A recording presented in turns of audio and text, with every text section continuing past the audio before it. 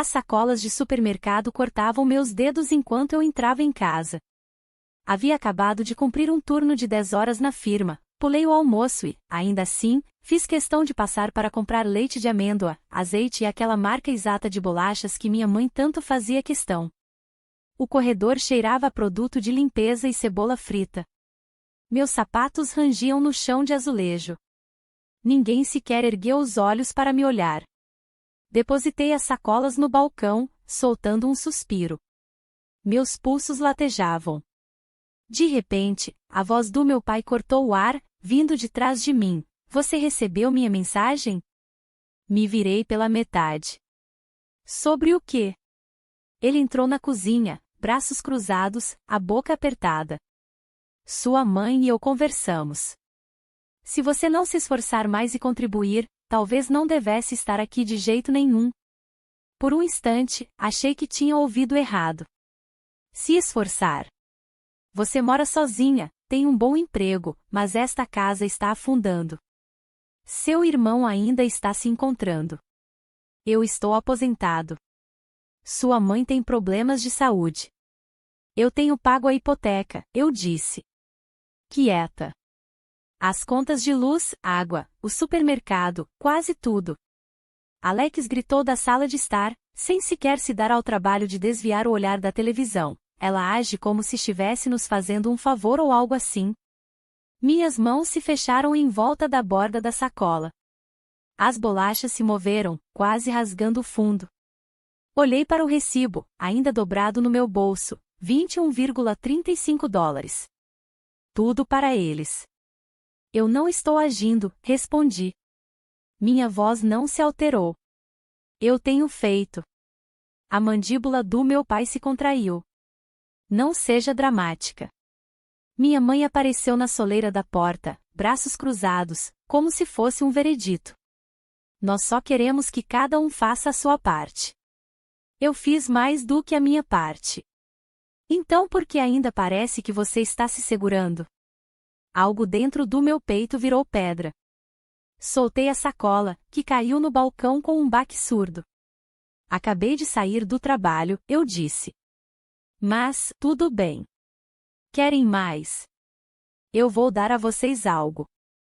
Eles me observavam como se eu fosse gritar, ou talvez chorar. Eu não fiz nenhuma das duas coisas. Caminhei até a porta, abri-a, e antes de sair, disse suavemente, então, esta casa não tem mais uma filha chamada Nathalie. Fui criada para acreditar que ser confiável era o mesmo que ser amada. Se pudessem contar comigo, eu importava. Se eu desse conta, eu pertencia. Começou de forma discreta. Eu tinha 16 anos a primeira vez que paguei uma conta de serviço. Minha mãe, mais uma vez, tinha estourado a conta sem querer. Usei parte do meu salário do supermercado para manter as luzes acesas. Ela beijou minha testa e disse, você é uma menina tão boa. Sempre vai cuidar de nós. Aquela frase virou uma profecia. Aos 25, eu já estava arcando com o Wi-Fi, a água e a maioria dos mantimentos, sem que ninguém pedisse. Aos 28, eu enviava dinheiro para o seguro do carro deles, e depois, discretamente, pagava as taxas de cheque especial do Alex. Ele ganhava um celular novo todo Natal. Eu não trocava o meu há 4 anos. Quando os remédios do meu pai não foram cobertos em um mês, dirigi pela cidade no meu horário de almoço para pegá-los. Ninguém me reembolsou. Ninguém ofereceu. A família se apoia, minha mãe diria, e então me enviaria uma lista de tarefas. Eu nunca pedi muito. Não era o tipo de pessoa que precisava de presentes ou elogios. Eu só queria ser vista, ser reconhecida como algo mais do que aquela que mantinha tudo de pé. Mas só quando comecei a registrar que percebi o quão longe as coisas tinham ido. Uma noite, uma semana antes da temporada de impostos, abri meu laptop e criei uma planilha. Listei cada transação dos últimos 8 meses, contas de serviços, supermercado, reparos de carro, pagamentos mínimos de cartão de crédito, empréstimos com aval, até as contas de terapia do Alex, que eu nem sabia que ainda estava pagando. Cada linha tinha uma data, um propósito e um valor total. O número no final era 25.230,12 dólares. Olhei para aquilo por muito tempo. Não porque esperasse que me pagassem de volta, mas porque precisava ver. Precisava confrontar a verdade em preto e branco. Eles não me viam como uma filha. Eles me viam como um seguro. Imprimi a folha, colei acima da minha mesa no meu apartamento de um quarto e não contei a ninguém. Não era para eles. Era para mim. Um lembrete silencioso de que eu não estava exagerando, que não eram apenas algumas coisas aqui e ali, que eu não estava errada em me sentir esgotada. Naquela noite, preparei um chá para mim e olhei em volta do cômodo. O lugar estava tranquilo, um pouco tranquilo demais, mas eu sabia que teria que me acostumar, porque o silêncio, ao contrário da obrigação, não exige retribuição. O contrato de aluguel era de curto prazo. O carpete estava gasto e as paredes tinham um tom de bege que ninguém conseguiria descrever, mas o lugar era meu. Mudei-me com 2 malas, uma cafeteira e uma estante que levei 1 hora para montar sozinha. Ninguém se ofereceu para ajudar, e pela primeira vez, não me senti ferida com isso. A ausência parecia espaço, espaço para respirar, espaço para existir. As mensagens de texto chegavam dia sim, dia não. As da minha mãe eram longas e sinuosas, cheias de culpa. As do meu pai eram abruptas. Ligue para sua mãe. Você verificou a correspondência? Alex só mandava mensagem quando algo quebrava, geralmente seguido por um pedido de dinheiro. Não bloqueei nenhum deles. Apenas desliguei as notificações. Deixei o silêncio se estender entre nós como uma nova língua que eu estava aprendendo. Uma em que eu não precisava traduzir exaustão em gentileza.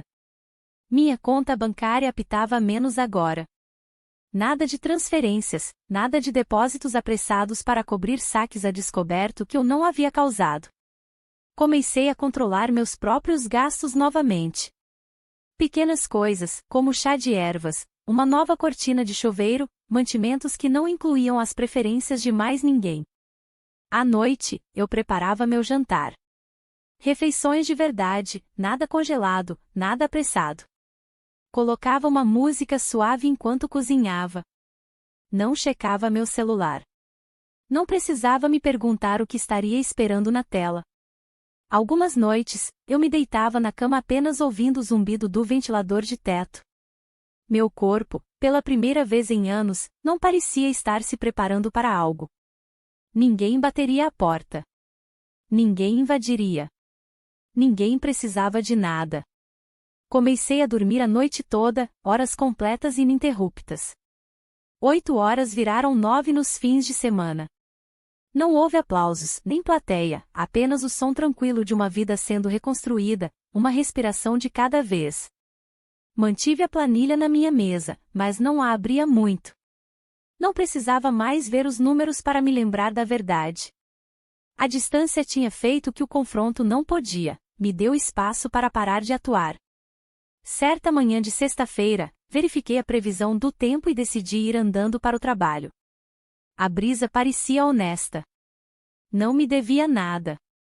Não exigia gratidão ou submissão. E quando meu telefone vibrou novamente, outra mensagem de casa, não me assustei. Apenas o coloquei de volta na bolsa e continuei andando. Haviam-se passado 3 semanas desde que me afastei. 3 semanas de jantares tranquilos, noites de sono de 8 horas e de verificar o saldo da minha própria conta sem hesitar. Então, numa quarta-feira de manhã, assim que entrei no prédio do meu escritório, meu telefone vibrou com uma mensagem do meu pai. Por que o cartão não passou? Sem saudação, sem ponto de interrogação, apenas aquelas 7 palavras, como se eu tivesse faltado a um turno de um emprego para o qual nunca me candidatei. Não respondi. Nem sequer parei de andar. Coloquei o telefone virado para baixo na minha mesa e servi café como em qualquer outra manhã. Ao meio-dia, Alex estava ligando. Como eu não atendia, ele tentou de novo e de novo. Na quarta tentativa, atendi. Pensei que devia a mim mesma o direito de ouvir até onde eles iriam esticar a corda. Você sabia que precisávamos daquele dinheiro, ele disparou. Antes que eu pudesse dizer uma palavra, eu não disse nada. Você acha que pode simplesmente parar de ajudar e nada acontece?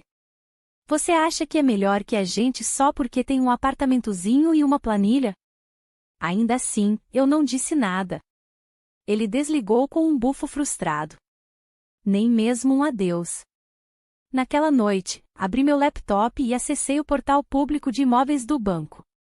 Digitei o endereço da casa onde cresci. Pré-execução hipotecária. Aviso final emitido. Meu coração não afundou. Minhas mãos não tremeram. Apenas encarei a tela, sem surpresa, apenas com uma frieza cortante. Eu havia enviado $1.800 por mês por quase um ano. Às vezes mais. Eu nunca tinha visto o extrato da hipoteca. Eles nunca se ofereceram para mostrar. Eu pensei que estava ajudando. Pensei que estava prevenindo um colapso. Mas agora eu via claramente. O dinheiro não foi para o banco. Foi para outro lugar. Fechei a aba. Não precisava de detalhes. A verdade era suficiente. Eles não precisavam de uma filha. Eles precisavam de um sistema. E aquele sistema acabou de quebrar. Servi um copo de água para mim e sentei no chão ao lado da minha pequena mesa. Sem música, sem barulho. Eles iriam se desesperar agora, me culpar, me fazer sentir culpada, distorcer o silêncio em egoísmo. Mas eu não fazia mais parte da estrutura. Eu não era a rede que pegava suas quedas. Eu simplesmente me afastei e observei a gravidade fazer seu trabalho. O telefone acendeu novamente, desta vez com o nome da minha mãe. Deixei tocar intocado até que se calou. Eu não havia planejado ligar. Eu tinha ensaiado o silêncio, vestindo-o como uma armadura, mas algo sobre ver aquele aviso final de execução hipotecária me impulsionou à ação, não por raiva, mas por finalidade. Esperei até domingo à tarde. Eles sempre estavam em casa então. Meu pai assistindo ao jogo. Minha mãe dobrando a roupa com a TV ligada. Alex fingindo procurar emprego. Disquei para o telefone da casa. Tocou 2 vezes. Alô? A voz da minha mãe chegou, doce, esticada e fina. Mãe, me coloca no Viva Voz, eu disse. Uma pausa, então o suave bip do Viva Voz. Ao fundo, ouvi o ranger familiar da cadeira da cozinha, uma lata de refrigerante abrindo, o farfalhar de papéis. Estou aqui, disse meu pai. Eu também, Alex murmurou. Inspirei uma vez, firme. Onde foi o dinheiro? Silêncio. O que? Minha mãe perguntou, como se não tivesse ouvido. Eu enviei mais de $1.800 todos os meses por quase um ano. Eu verifiquei a hipoteca. Está em execução hipotecária. Então, estou perguntando, onde foi o dinheiro? Minha mãe pigarreou. Seu pai fez um tratamento dentário e depois o aquecedor de água quebrou. O carro precisou de reparos. E o custo dos mantimentos? Tem sido esmagador. Alex interveio, você age como se tivéssemos ido de férias. As coisas aconteceram. Íamos resolver. Meu pai acrescentou, não é como se tivéssemos a intenção de te enganar. As coisas simplesmente fugiram do nosso controle. Eu não gritei. Nem suspirei. Vocês nunca me mostraram uma conta, nunca perguntaram se eu podia pagar, nunca ofereceram reembolso. Apenas presumiram que eu cobriria. Nathalie, minha mãe começou, baixinho. Somos família. Você não deveria precisar de um contrato. Assenti para mim mesma. Esse era o ponto. Eu não tinha um contrato. Meu nome não estava na escritura. Eu nem sequer tinha um lugar à mesa, a menos que eu levasse algo para ela. Ninguém falou. Eu li os e-mails. Ouvi os recados. Vocês me chamaram de fria, egoísta, dramática. Mas eu não sou nada disso. Eu era a filha de vocês. Vocês me transformaram em sua doadora. Um longo suspiro do outro lado. Então a voz do meu pai, baixa e quebradiça, você não entende. Sem você, estamos perdendo tudo. Olhei pela janela para a árvore modesta balançando em frente ao meu apartamento. Não, eu disse, baixinho. Vocês perderam tudo no momento em que começaram a me ver como uma planilha de balanço. Apertei o botão de encerrar. Não por ódio, não por raiva, apenas por conclusão, o tipo que não precisa de aplausos ou permissão. Coloquei o telefone virado para baixo na mesa e peguei o envelope que ainda não tinha aberto, aquele com meu nome e o endereço de remetente deles. O envelope era mais fino do que eu esperava.